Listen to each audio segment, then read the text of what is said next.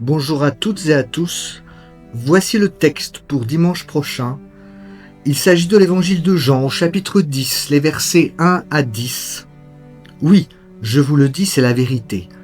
Si quelqu'un n'entre pas par la porte dans l'enclos des moutons, mais s'il passe par-dessus le mur à un autre endroit, c'est un voleur et un bandit. Mais celui qui entre par la porte, c'est le berger des moutons. Le gardien lui ouvre la porte et les moutons écoutent la voix du berger. Il appelle ses moutons chacun par son nom et il les conduit dehors. Quand il les a tous fait sortir, il marche devant eux et ses moutons le suivent parce qu'ils connaissent sa voix. Ils ne suivront jamais quelqu'un d'autre. Au contraire, ils fuiront loin de lui parce qu'ils ne connaissent pas la voix des autres personnes. Jésus utilise cette comparaison, mais les gens ne comprennent pas ce qu'il veut dire. Alors Jésus ajoute, « Oui, je vous dis, c'est la vérité, je suis la porte. Tous ceux qui sont venus avant moi sont des voleurs et des bandits, mais les moutons ne les ont pas écoutés. La porte, c'est moi. Celui qui entre en passant par moi sera sauvé. Il pourra entrer et sortir, et il trouvera de la nourriture. Le voleur vient seulement pour voler, tuer et détruire. Moi, je suis venu pour que les gens aient la vie et pour que cette vie soit abondante. » Oui, chers frères et chères sœurs, Jésus dit « Je suis la porte ». Drôle d'affirmation de se présenter ainsi. 7 fois dans l'évangile de Jean, Jésus dit qui il est.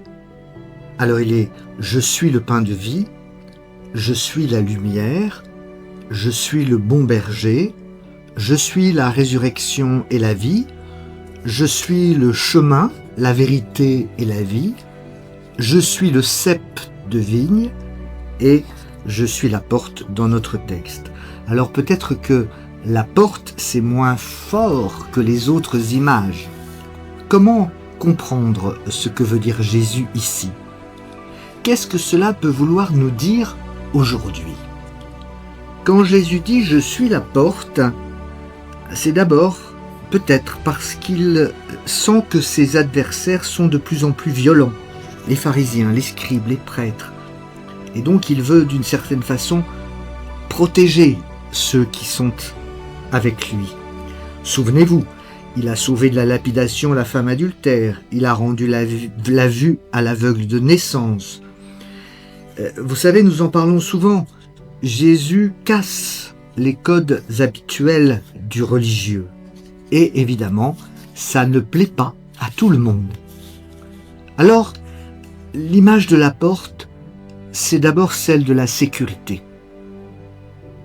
L'image de la porte, c'est aussi l'accès à Dieu. Rappelons-nous de Jacob, dans son rêve, il voit une échelle et en haut de l'échelle une porte pour entrer au ciel et voir Dieu. Quand Jésus dit « Je suis la porte », il dit « Je suis l'accès à Dieu. Celui qui entre par lui sera sauvé. » Je suis la porte signifie « Je suis le passage vers le salut. »